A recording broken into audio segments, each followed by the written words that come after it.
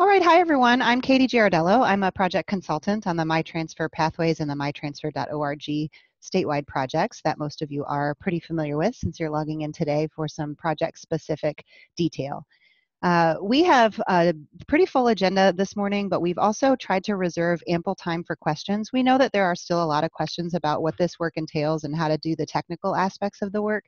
And so we want to make sure that we have time to address your questions at the end. And we are using Zoom, as you know, for today's webinar, which acts a little bit differently sometimes than typical webinar platforms. So I want to explain a few things about the technology, and then we'll go into the agenda and outline for the day, or for the morning, and get moving. So most of you have already seen the chat box. I can see that I've gotten some some messages as I requested to make sure that the audio was working properly. That's where we're going to handle most of the question and answer that happen throughout the formal part of the program. When we come to the end, when we have open dialogue time, I will invite you to unmute yourself if you would like to speak at that time. For now, I have muted all participants only because we have about 30 people on the line today, and it will just be difficult to hear if everybody's got background noise and folks forget they're on mute or not on mute. So for now, we're going to keep everybody muted until or unless you need to have some discussion points at the end.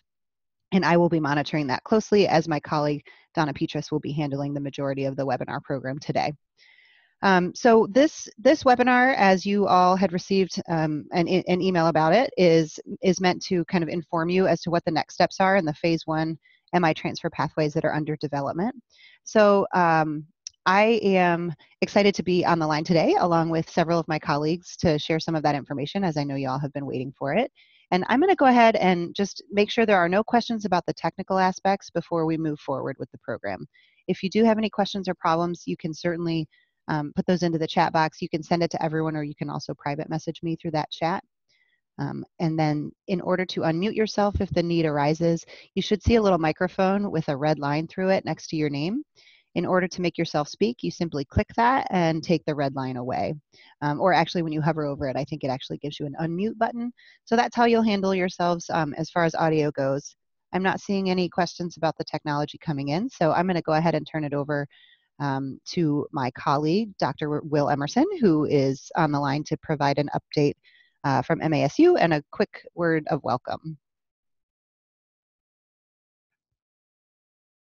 And probably I should help him unmute himself. With the upgrade of the Michigan Transfer Network and the progress that has been made. Hey, Will. I'm sorry?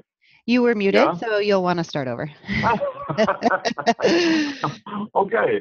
All right. Well, good morning, everyone. I want to welcome you to the Phase 1 Course Equivalency webinar and express the enthusiasm we have here at MASU for these historic transfer initiatives. We're extremely happy with the upgrade to the Michigan Transfer Network and all the progress that's been made in developing transfer pathways for high enrollment, high demand college majors between many institutions in our state. Shannon? Thanks, Will. This is Shannon Price with Michigan Independent Colleges and Universities, and we understand and acknowledge the time and dedication that this work takes. Thank you to the institutional staff for your efforts on making the transfer process more easily accessible and transparent.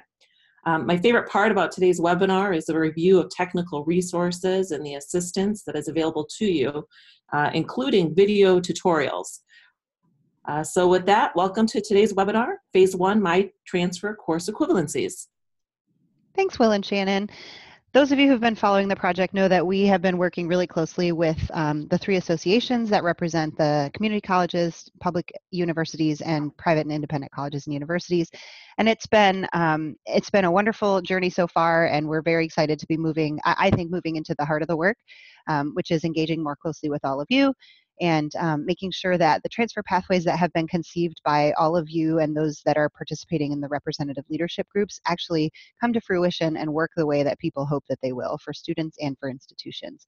So it's been my pleasure to be working alongside all of you on this project from the beginning. And my extreme pleasure, as I am always strapped for time, that we've been able to bring a new consultant on board to help us with this work. And she will, Dr. Donna Petras will really be taking the brunt of this level of work that we're going to be discussing in the webinar today on.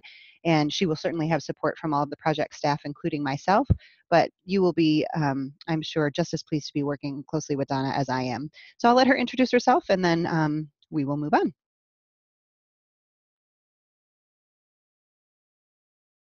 Donna, we're not hearing you, so you may need to unmute if you are speaking.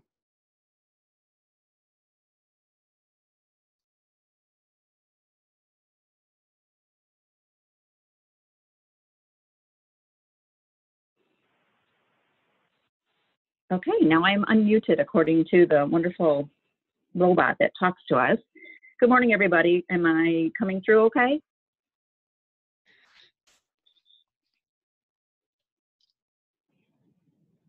Katie, can you verify that you can? Yes, we can hear you. Hear you. Perfect. Sorry, just wanted to verify.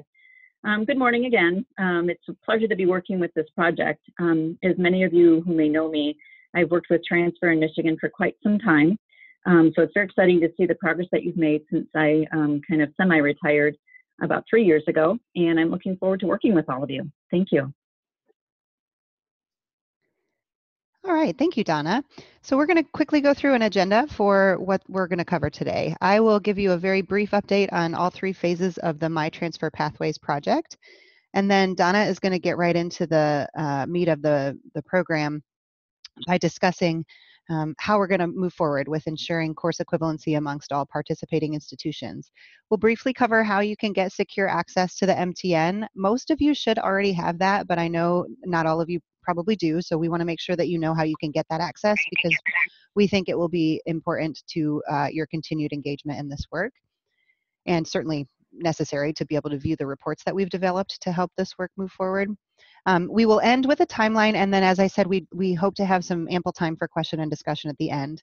Donna and I have discussed that we think what will work best with the program is to go through the full slide deck. There are a number of really helpful screenshots that kind of show you where things are. And then once we get to the discussion session, I think Donna will pop over into the live site and be able to answer your questions, your technical questions, by doing some live demo, or even show you just live how to get to certain things without the use of the screenshots. After today's program, we will be, I am recording the session, as you already know, and we will be posting the video as well as the slide deck. And I had put the link to where that will be in the chat box, but I will do that again before the end of the program so that you know where you can find it. So I'm going to give you a brief update. Most of you on the line should have received an email from me a few weeks ago, serving as transfer liaisons. However, we did invite any of your colleagues who are integral to this work to join us for today's webinar. So if you didn't get that email, what I did was run through kind of the updates for what's going on in all 3 of the phases.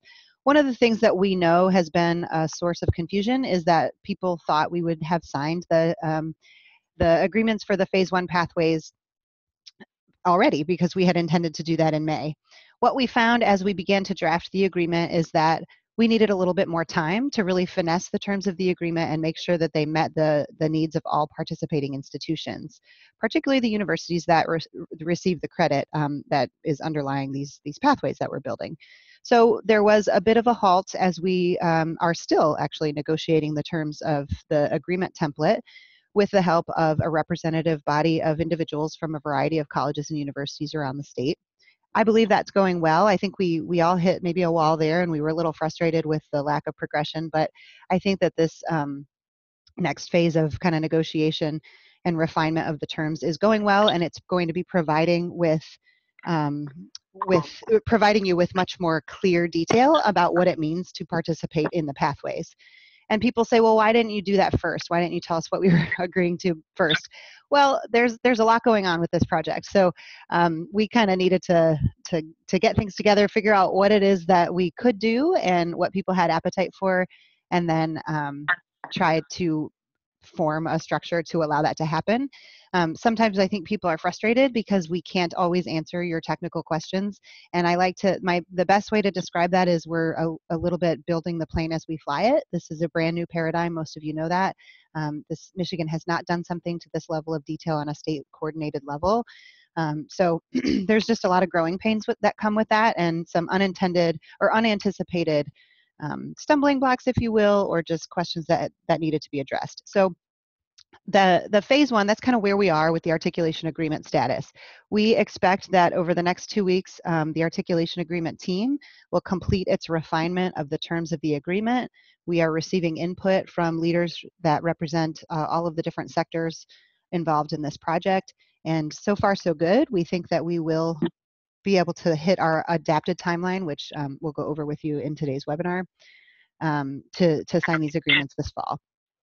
And for part of the tension in the terms of the agreement were a lot of questions about course equivalencies. Well, what happens with this? And what if we don't have that course? Can we still participate? And so our work to assess and ensure equivalency really stems from those questions that were received in the terms of the agreement, and an effort to really clarify and make more transparent for both students and institutions how and where courses can directly transfer as part of these MiTransfer pathways. So that is why we've kind of taken a turn. In the beginning, we thought this would act like MTA, where if the institution signed it, there was a good faith agreement that the courses would transfer and there would not be a problem. However, it became clear very quickly that that works better. It's easier said than done, if you will. And I think those of you who have worked with MTA and work with transfer students know that really the best way to ensure that students get the transfer credit that they're promised is to have it wrapped up in a database on your campus, and then of course in the new MiTransfer.org database as well.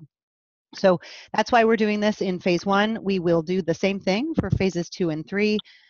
Most of you are aware that we just had the second meeting for the phase 2 pathways, which are listed on the screen, and the first meeting for the phase 3 pathways earlier this year, well, in May.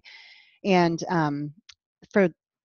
for as far as course equivalencies go, for phase 2, we had asked that institutions complete a course survey, letting us know which courses in the phase 2 pathways on your catalog matched what those course descriptions were. And the same thing for phase 3.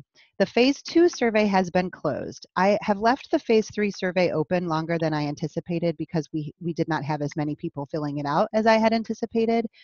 And if you are not sure if you've done it or your institution had done it, or you want to check in on that, you can certainly get in touch with me and I can let you know. I will not keep the phase 3 survey open indefinitely.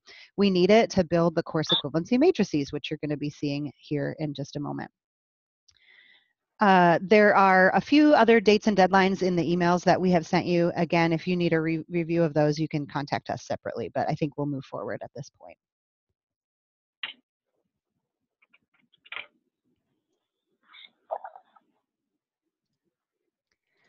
So Donna, I think that you are next. We are not hearing you, so if you're speaking. I am next. Okay, there you go. All right, sounds great. It's my pleasure to kind of give you an overview of all of this, to talk about my work related to the matrices, and then how we can work together to ensure, as Katie mentioned, the expectation that the equivalencies would be there if you're going to participate in the pathway. So just a quick overview. Again, as Katie mentioned, many of you probably already have access and know how to log in, but we're going to go through that very briefly with some screenshots.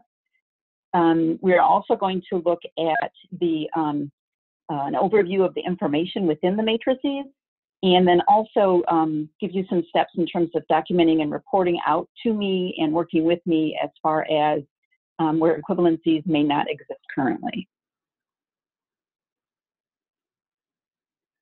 Again, so just real briefly, the information has been shared in various communications via email and other webinars. But if you do not have access to the secure site on michigantransfer.org, I will briefly describe how to do so. Visit your institution's page, and at the bottom, there's some contact information that will give you people within your institution who do have access to the site. And I've kind of put the information there highlighted in that red box. Once you receive your credentials from that contact person at your institution, you're ready to log in. You can click on the login icon, which is located at the bottom of the michigantransfer.org homepage, and then you can enter your credentials on the next screen. You can also bookmark this login screen for quick and easy logins in the future.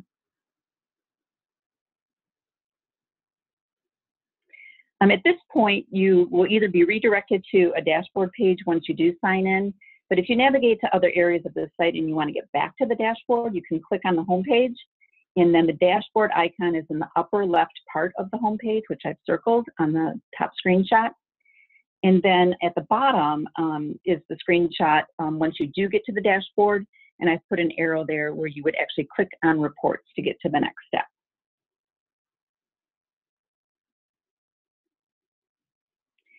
The information I'll be covering today is related to the course equivalency matrices, and I've circled that at the bottom. These reports, I should say, were developed based on the information you provided through several SurveyMonkey links that Katie had sent you in the past, or perhaps through uploading the worksheets to Canvas. The link for those are found at the bottom of the reports page, and I'll be reviewing an example of the equivalency report developed for each course in Phase 1, as well as an example of a summary report that details all of the courses in Phase 1 pathways. The summary reports at this point are developed just for the four-year colleges and universities.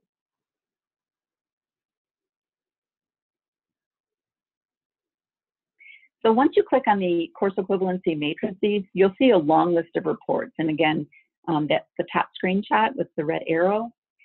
These reports are listed in alphabetical order with the pathway courses categorized by the path abbreviation. For example, BIO for biology, CJ for criminal justice, etc. We've done that so that they would be grouped together again in that alphabetical order. You also have the ability to create your own reports.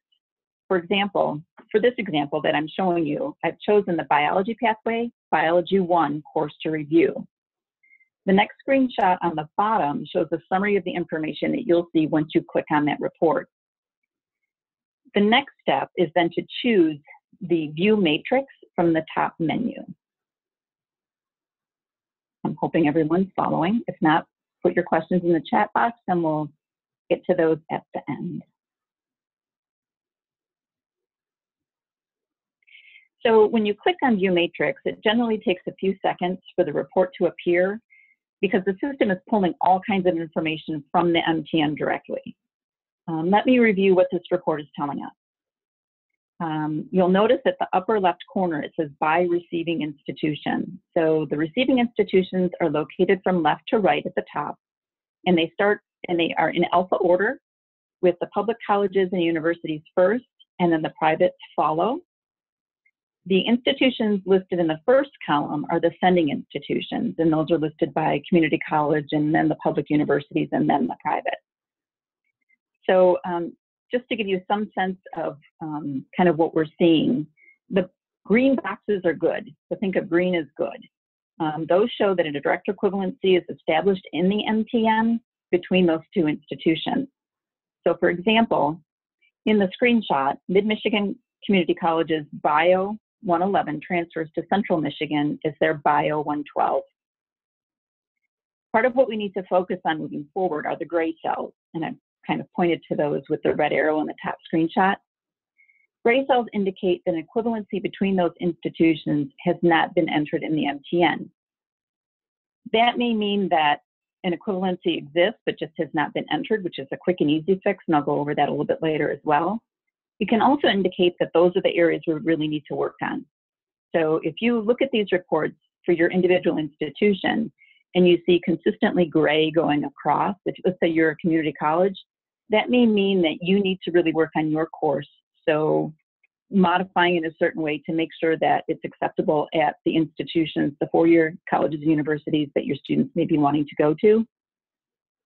If you're a university or a college on the four-year side, looking down, if you see a lot of gray boxes and it doesn't transfer anywhere, that may also be an indication that your institution really needs to take a look at the course and evaluate why it isn't widely accepted among the other institutions within the MTN.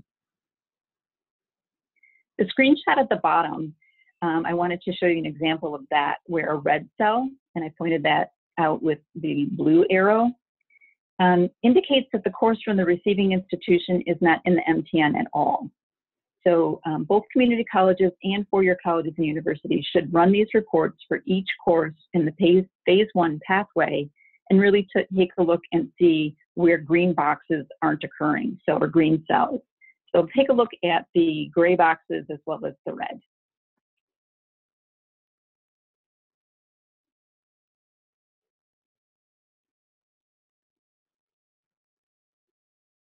So since the objective of the project is to create associate's to bachelor's degree transfer pathways, this screen shows a summary report by institution for all phase 1 courses that have been created for four-year colleges and universities.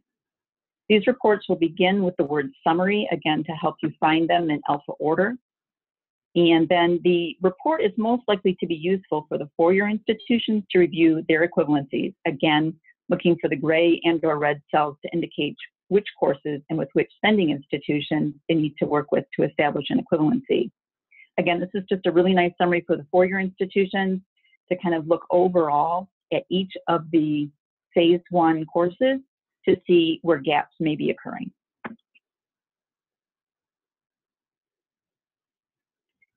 So once you've taken some time to look at these 2 types of reports, the next step will then be documenting where you see issues or situations that need to be worked through, and then report those out.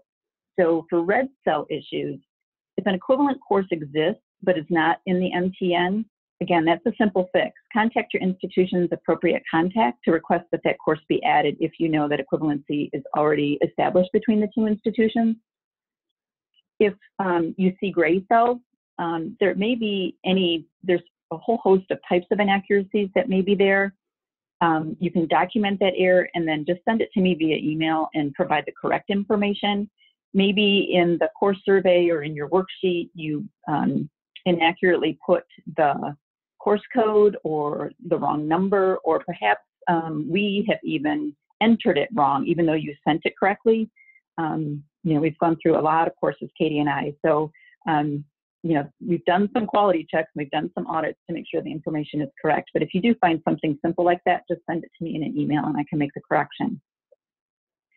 So the meat of all of this is to really look at the resolution of the gray and red cells. I'll be reaching out to institutions. I'll be looking at where those situations occur with the gray and the red, and working with you and between the 2 institutions to help establish an equivalency or to document the rare exception when an equivalency is not possible. And I think you've heard that phrase before from both Erica and Katie. We really do anticipate that it'll be a rare exception when an equivalency is not possible. So the real focus is to try to make sure that all of these matrix reports actually end up being as green as possible. Ultimately, in the end, though, if your institution does not offer that major, or your institution doesn't offer all of the courses as part of that pathway, we may need to step back and have a discussion about whether or not it's appropriate for you to participate. So that's a quick summary of what I wanted to cover today, and I know it's a lot of information, but again, just trust in the fact that I'm going to be working with you personally, not just, you know, via email. If I need to come out and meet with you at your institution, I can do that.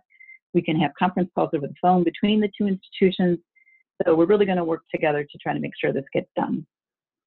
So now I'm going to turn it back over to Katie, and she's going to discuss a timeline for this work. Thank you. Before you switch, can you go back to the other slide, please? We've already got we've got our first question. All right, so this is a good question, and this has been asked a couple of times, and I hope you'll forgive my vague answer. Ashley Wisniewski has asked, if our faculty have determined that unfortunately there is not a transfer equivalency available, is there a way to designate if a course does not have an equivalency or won't transfer with a different color than gray? It's a great question. We don't have a solution for that in the matrix at this time. The way that we will be documenting that is Donna is going to be keeping a grid to document those rare exceptions. And then we will use our representative groups of your peers to help us make a decision about whether or not it truly is a rare exception that allows that institution to participate in that pathway, or the institutions need to overcome whatever that rare exception is. And this is where it gets a little murky because we don't have clear and hard answers.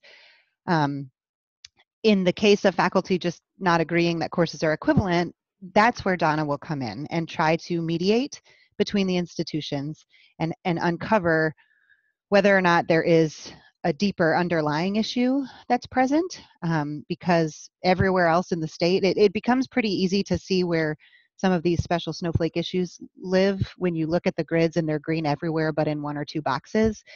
So that's where Donna will come in to try to help mediate and really uncover what is the issue, and maybe do some education. Some faculty are not really aware of how transfer equivalency really works. And sometimes I really hate the word equivalency because we all know that equivalency isn't necessarily the best term.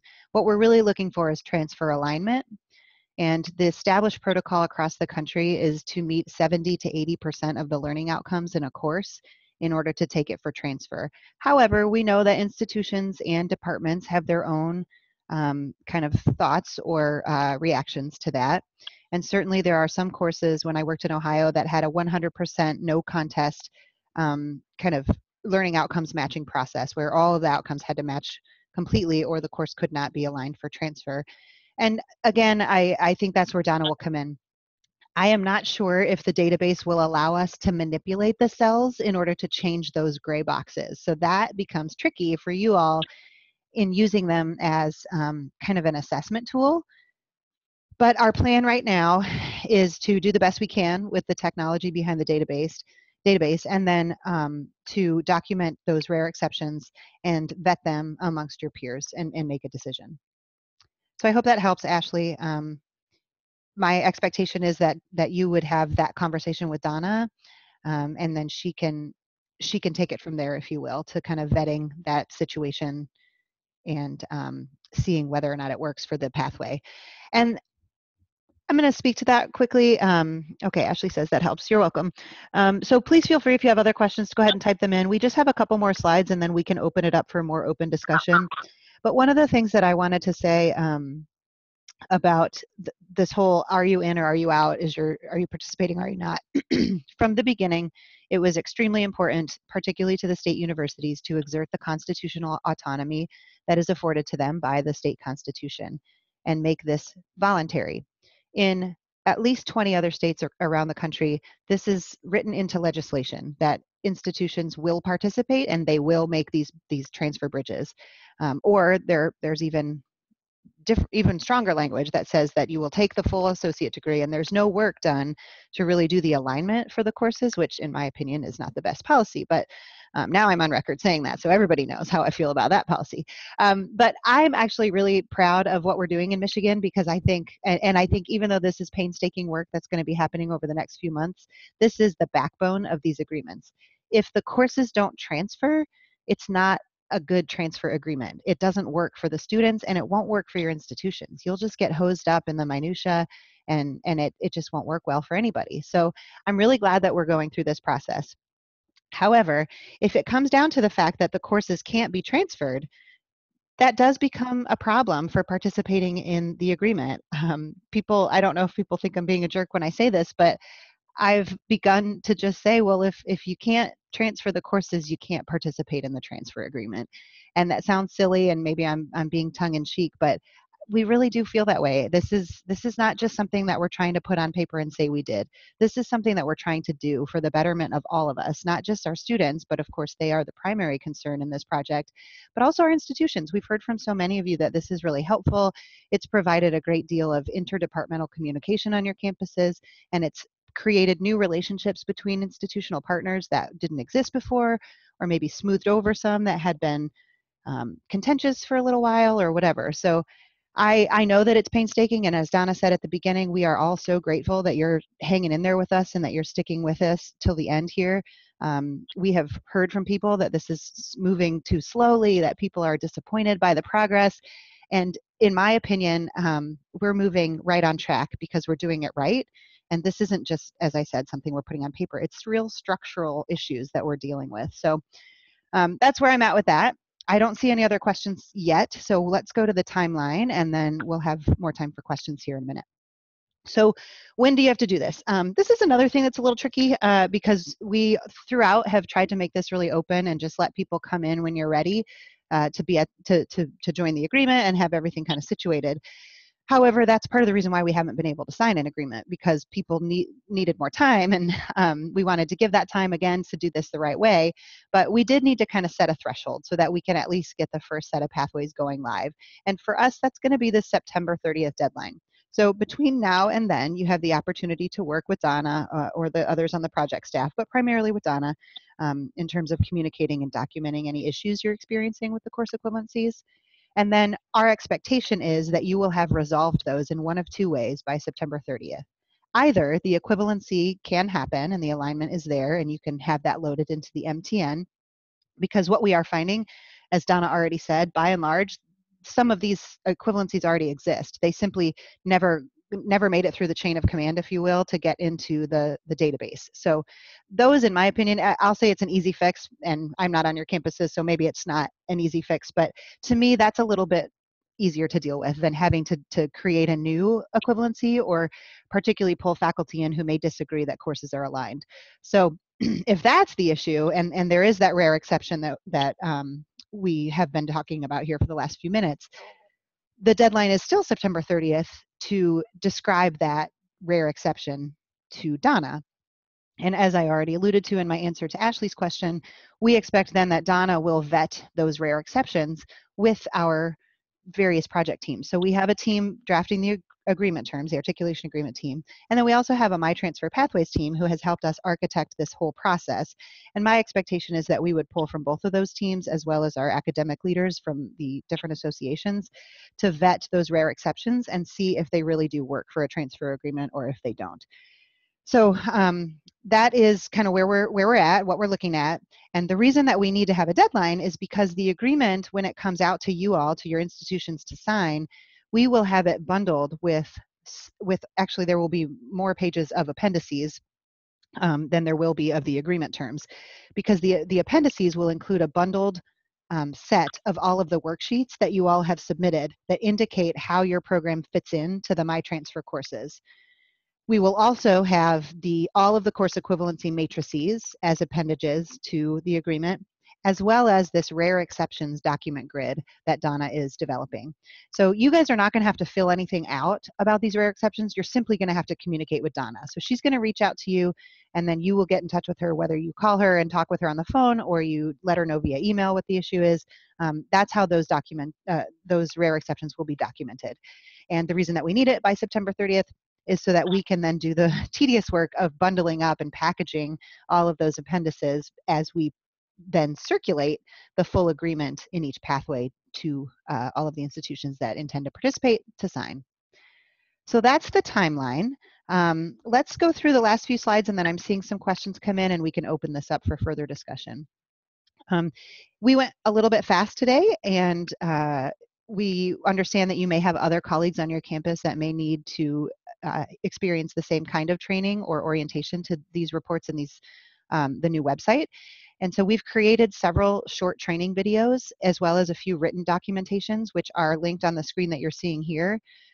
This actually is on the live site, so in a moment we can go and navigate out to it, but essentially you get to this page by clicking the top ribbon under faculty and staff. There's a bucket for technical resources. When you click that, it takes you here. And the good news is the first section, the new user overview, actually steps through for new users how they can get backend access. And then you can see the red box and the arrow there are pointing directly to the reports video, as well as one that I just completed on the course equivalency matrices. So if you forgot all this or you do want to see a live demo, that video is just under 10 minutes and it will show you how to get in and how to use the course equivalency matrices. So that might be helpful to you or to your colleagues. We are going to have time for questions and discussions next, but I want to move forward to the next slide, which shows you the contacts for the different sectors. So if you're from a state university, Dr. Will Emerson is your primary contact. If you're from a community college, Dr. Erica Oriens is your primary contact. And if you're from an independent college or university, Shannon Price is your primary contact. Donna and I would call us technical consultants. Many times you will need to be assisted by Donna or I, but it's always a good idea to start with your technical or your, sector representative and then pull us in, or you can just email all of us. That happens quite often too, that people just send us all a message. So I'm going to go ahead and address Colleen's question here. She's asking, as a 4-year, do we need to complete transfer equivalencies on the matrices between 4-year institutions? And she says, our focus up to this point has been between community colleges and our institution. You have the right focus, Colleen. The matrices, as you saw, and Donna, if you want to go ahead and navigate to the live site, we can pull up a matrix to show them live. They do have all of the universities, both in the left column and, well, not in the top row. The top row only includes the 4 years, but the left column includes the community colleges blocked first, and then it includes the 4-year colleges and universities in order of public, then private and independent. And even though those are architected that way, our focus in building associate to bachelor's degrees pathways in this project is the community college to university transfer. Now, you know me, I'm a transfer evangelist. I think you should be looking at transferability between and among all of your institutions. However, for the purposes of the project and the agreements that we're building, the focus is correct between the community college and the university. Another question from Renee, will Donna be reaching out only to 4 years about the matrices or community colleges also? Great question, Renee. You can expect to hear from her as well. I believe, Donna, correct me if I'm wrong, I believe that you will be copying or pulling in community college partners as needed in your individual communications. Am I correct on that, or do you have a different plan? No, that is correct. Certainly if there's a gray box and it's not just a simple issue that needs to be corrected like a course code or a course number, it means that somewhere between the community college and the 4-year university, there is some resolution that needs to happen. So obviously both parties need to be involved. Perfect. So I'm looking at the questions here. Sorry, someone asked for Donna's email address, so I'm going to pop that in here. It's actually in the slide deck. It is in the slide deck. Contact. Yep, it is in the slide deck, but it's also in the chat box now. Okay, so another question or comment here. Hi, I am very glad that, now it went away. I'm very glad that the verbiage of the transfer agreement is being improved. You stated that the new agreement will have the attachments indicating the individual college's input regarding alignment. Do we need to include this? Why not just send the information currently included in the database? If there are differences between the information on the 2 sets of data, there could be more confusion. You're correct. You will not be including that. It is coming directly from the database. That is why we are setting the deadline for an MTN update as of September 30th. Okay, so this question relates from Carly. If we need to add courses to fill in the gray boxes, we will email Donna the courses. No. What you need to make sure happens is that those course equivalencies are in the Michigan Transfer Network.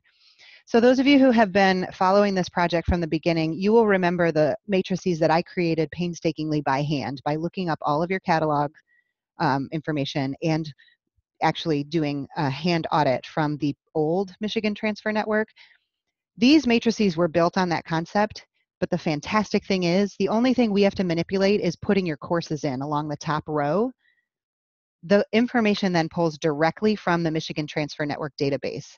So you don't need to tell Donna, go in and make these updates. You need to make sure that the upload that your institution has includes that transfer equivalency. And that is all it takes to turn those boxes green, if there is an equivalency already built. I hope that I'm helping with the questions. So Nicole, I hope that I answered your question. You will not be submitting 2 separate sets of data to include in these appendages. The appendices will come directly from these reports that are already in the MTN, which is why we wanted to give you all access to them and make sure you understood how to read them so that you can assure that they are accurate. The only thing that will be manually curated as an appendix is that rare exceptions grid.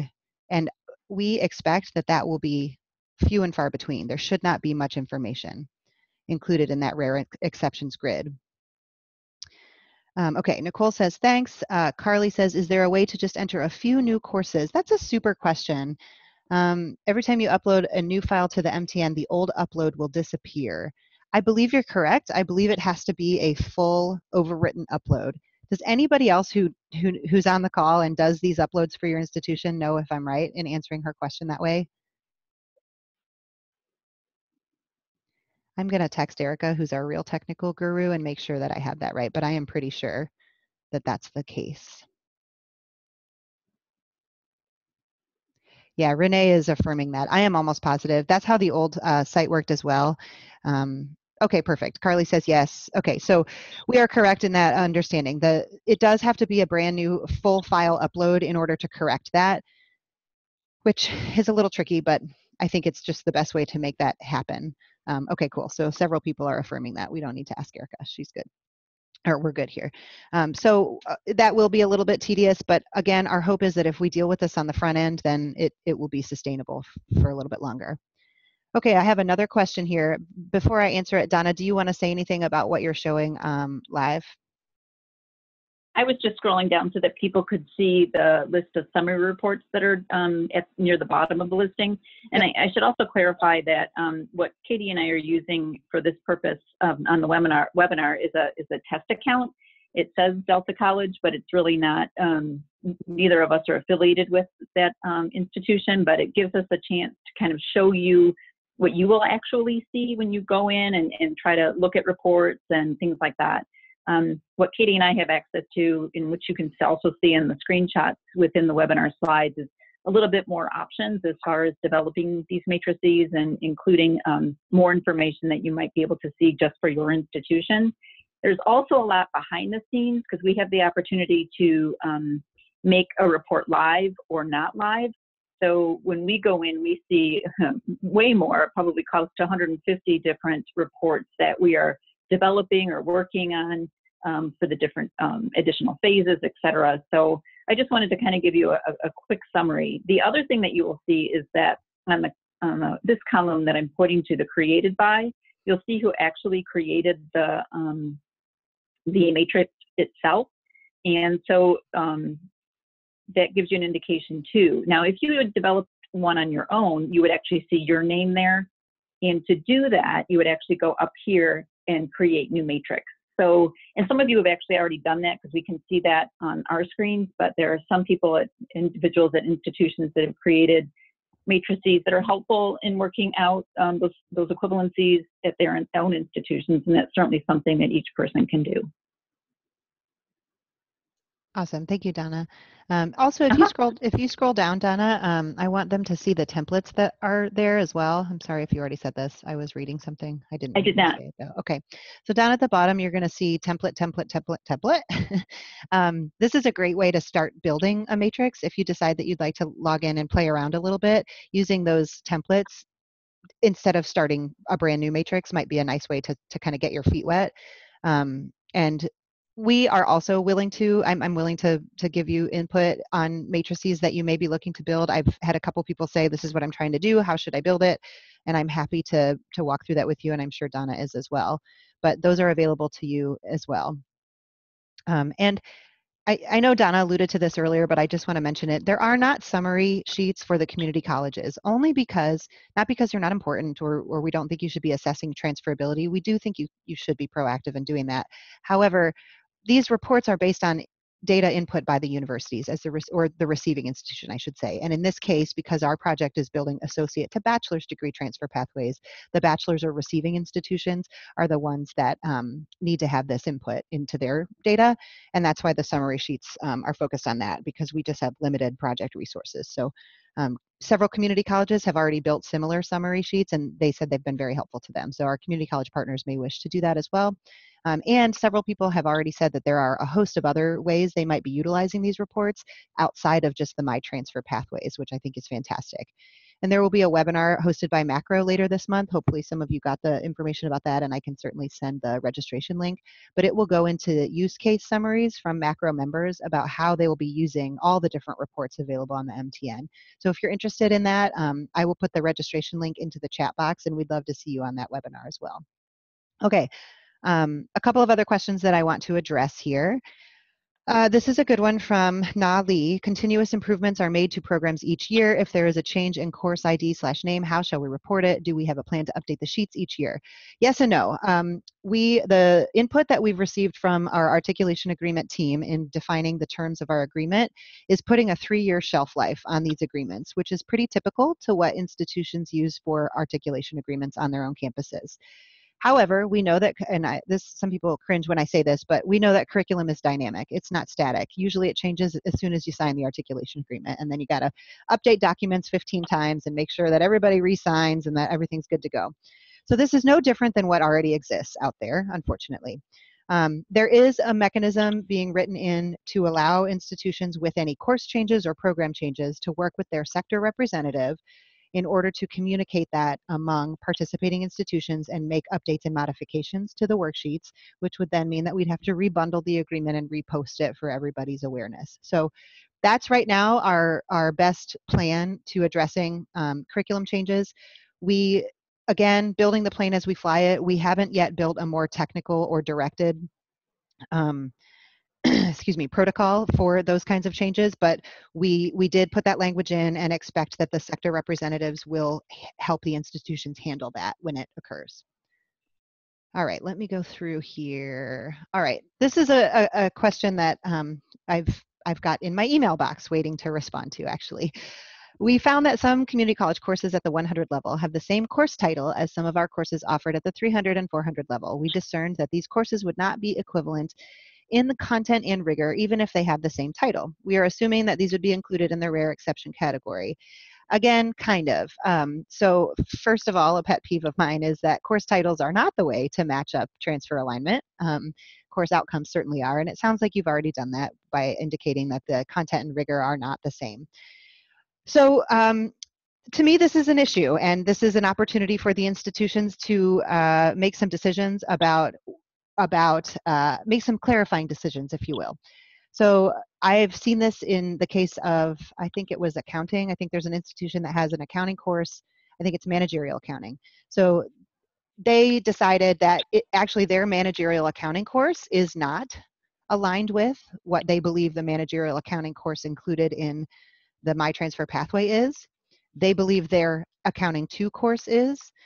And so my recommendation to them was to just, they had to update their worksheet and indicate that they were not putting same title courses together as that alignment, and that they needed to be consistent in their articulation, because what we found when we looked into it is that they actually did have 3 or 4 community college courses named managerial accounting at the 100 or the lower level articulated to that higher level managerial accounting course. So my recommendation was you need to break those articulations and be consistent. You need to make sure that you're using the same course across the board if it is aligned, so that students are not confused by that.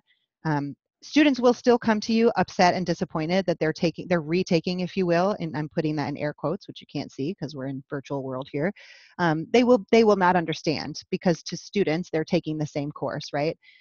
So this is an example that, yes, you would need to document in the rare exceptions category, and you would need to be sure that you have attended to the learning outcomes alignment. So some of you know that I used to work in Ohio, and I know Ohio is a bad word sometimes in the state that we live in. But what I loved about Ohio's process was not that it was policy mandated, but that it was faculty led and developed. And all of their articulations rested on course alignment, course learning outcome alignment. And their faculty members directed that process. Now, this is a multi-million-dollar and thousands of faculty member strong team that does that, and it's been happening for decades. I don't think we're there, and our context does not allow for that in Michigan, but future enhancements to this work are likely to require a learning outcomes matching process. Many of you know that even when the faculty met and decided which courses to include in the MiTransfer pathways, there was some surface level discussion about learning outcomes, but there was not a formal learning outcomes matching process done. My expectation is that that happens at your campus level. And it sounds like Nicole's question indicates that that does happen, that there is an alignment process that uses learning outcomes. And I know that course titles and textbooks and assignments and such are usually included in that discussion, but the very best way to make sure that this is equitable and consistent for students is to match up those learning outcomes. And my opinion is, I hear a lot of faculty members saying, well, we can't take a 100 level course for a 300 level class, and they give me some reason, and I'm like, but if it's the same content, then why can't you? So on some campuses, there have been some decisions to renumber courses, and on other campuses, there have been some decisions to change the names on certain courses. Again, in an effort to, our overarching goal of this is to make things more transparent for students. So Nicole, I hope that helps. I understand that I didn't give you a clean answer, but I do expect that once you once you respond to Donna with what those issues actually are, we can get into it a little bit more fully. What other questions do you all want to pose to us at this point, or comments that you'd like to make? Or Donna, if there's anything you want to share with the live demo you're doing, that is fine too. I'm just going through a couple of the reports so people can kind of see the navigation process to, you know, choose a report and go back to the listing and those kinds of things. Being able to scroll through and look at your institution and, you know, find those gray boxes and that kind of thing. One thing that I want to mention, oh, go ahead. No, you go first. So I'm working on creating a legend, like an explanation that will go up on these matrices to help people understand what you're looking at, because sometimes it's not cut and dry. The red boxes, there are none on this one, but the red boxes are kind of the biggest thing that people will probably have questions about. And those, I did confirm with our technical consultant that those truly do represent a lack of data in the database. So that's a good clue to you to know that that's the first thing you need to look at. In some of the other cases, Donna, if you'll pull another one back up, I don't care which one. I want to explain why there are multiple listings in the green boxes. This is a little tricky, and it's something that I would like to finesse further because I don't think it's clear. By and large, when there are multiple options in there, I believe it's because you've captured old or archived course equivalency data. So if you look at Bay Danak, you can see they must have had a course change or like a course title change at some point, because everybody's got PSYC 280, but then also PY 280. I believe PY 280 is their more, maybe it's PSYC. PSYC must be the more current equivalency. Typically, that's why that shows up on there. What I don't know is, and what I need to find a good example for so I can better understand it, is what if there's a bundled equivalency? So sometimes there, you know, 2 courses are required at the community college to come over as 1 course at the university, or even 2 courses at the university. And are you going to pull up the bio example? Or is there a better one in chem? I think the chem is the better one. Okay, why don't you tell us what it says so that I don't get it wrong? Well, in some cases, institutions have the lab within the course and don't have it as a separate number. And in other cases, the lab is a separate number. So that's why you might see, as an example in Bay Danak here, 103 and 105 must have been an old combination. Maybe this isn't as good an example. 130, 131. So it just, you know, sometimes it just depends. And again, this was a great opportunity to ensure, and granted, this work was supposed to have been done before MTN went live. But I think when you look at these matrices, you might think, why is that, you know, number in there? That has nothing to do with it. Or, you know, that's now bundled and it doesn't need to be listed separately. So you can, as you delve into these matrices, you can really look at your institutional information on the MTN in a nice summary format, at least for the courses that we have in the phase 1 pathway. And it might really give you some indications on kind of correcting and modifying to improve the quality of the information that you have in the MTN. Does that make sense? Makes sense to me. We continue to refine these, so if you have ideas for how we can make this clearer, I would love to address those gray box issues where it's already been kind of dealt with, or you've already communicated that. Because of the way this pulls directly from the database, we just aren't sure yet how to do that. I think Lansing might be a good example, although I don't know the courses off the top of my head, but you can look across and you can see several different numbers. And some of those being 151 at one institution, 161 at the next. And if you look up, it's actually Eastern is listing them both. So their Chem 121 at Eastern equates to Chem 151 at Lansing. And if you look back up, Eastern's Chem 122 equates to Chem 161 at Eastern as well. So there's a great example of the course and the lab, and they're listed separately on this matrix.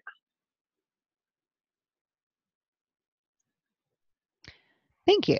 And yeah, that's something we just continue to figure out. We've heard from some people, I think psychology was an example where the institution had their course content split a little differently than it seems everyone else in the state. So instead of single course-to-course equivalencies, that institution is going to choose to do a full bundle where you've got to have all 4 of the classes to transfer to all 4 of the classes. Some of you already know, and maybe you hear in the tone of my voice that I don't think that's ideal. However, I do understand that sometimes that's the reality when you start looking at the content of the courses. And that's, to me, why learning outcomes needs to be a part of this discussion, because instead of faculty just saying no, that is a workaround where, okay, the faculty can agree that all 4 of those courses meet the learning objectives in the 4 courses in their program. Another example, Katie, to point out would be economics. Mm-hmm. In some cases, the four-year institution has more of just a combined, they don't separate out macro and micro, where most of the community colleges do separate them out. So there's an example where you might see a 2-course sequence at the community college equating to a 1 course at the university.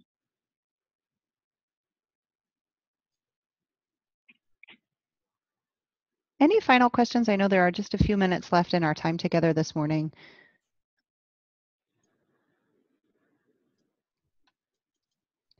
Donna showed this in a screenshot, but this is the link where the recording to this webinar, actually right now it says training webinars coming soon. This will be the first training webinar that will be linked, I believe, under those technical resources. So you can get back to the recording and see the slides at that link, and or send it off to your colleagues that you think would be helped by this.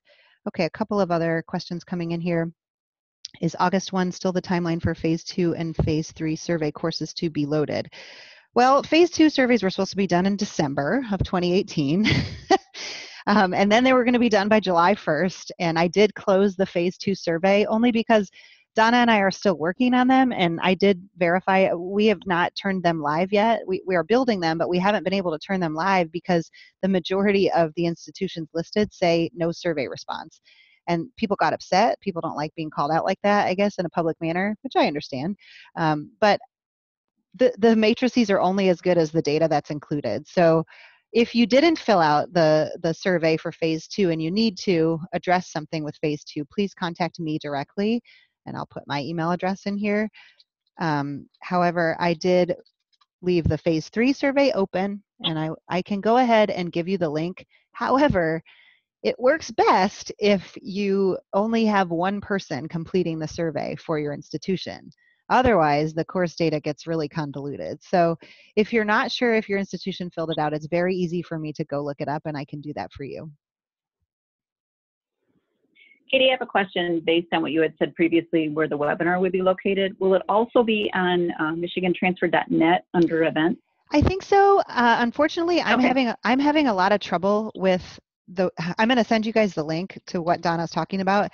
Right now on my screen, this page is appearing blank. This happened to me yesterday too, and so I don't know if it's my internet, like it can't handle all of the tabs I have open, or if there's a bigger problem going on. It will be linked in multiple places, so I apologize if you're also getting a blank page, but it should be linked at the archived events on. So why do we have 2 websites? MiTransfer.org is the statewide public-facing database and transfer planning website. MiTransfer.net is our project website. And if you've never been on that project website and you don't really know much about the MiTransfer pathways, I highly encourage you to go check it out. It's got some instructional videos that talks about what a MiTransfer pathway is, and it includes all of the archived materials from all of the meetings we've had with the faculty and transfer liaisons throughout the project. So you can find some really good stuff on that .net website. I know it's confusing that they're the same website, essentially, mytransfer.org versus mytransfer.net, but they do serve disparate functions. So hang with us on that. I think I was going in and I was gonna, yeah. So I'm gonna put in the link for the phase 3 survey. And I got a question about do business schools need to do phase 2 or phase 3? No, the business is a phase 1 pathway. So Donna, if you go back to one of the intro slides that has all the 3 phases listed, we can make sure people are clear on which phases belong to which project. Also, that mytransfer.net differentiates the phases as well. There you go. So you can see which disciplines are included in which phase. So I did just link out to the phase 3 survey. Again, I'm getting some emails already. Thank you for doing that. If you need me to check, I'm happy to do it. It would be easier if you sent me an email and then I can say yes or no. Emily, I didn't answer your question. When is the deadline for this? The deadlines have passed for all of the surveys already, but whatever. When people haven't done the phase 2 survey, even though I have it closed because we wanted to use it to curate the data, I have reopened it and asked them to just notify me once they've completed it, and then I've closed it again. For the phase 3 survey, right now I don't have a firm deadline. We had asked for July 12th. I never closed it on July 12th because I saw people were still working in it. So and to be frank, Donna and I are not ready to really work on the phase 3 matrices yet, so what's the hurry, right?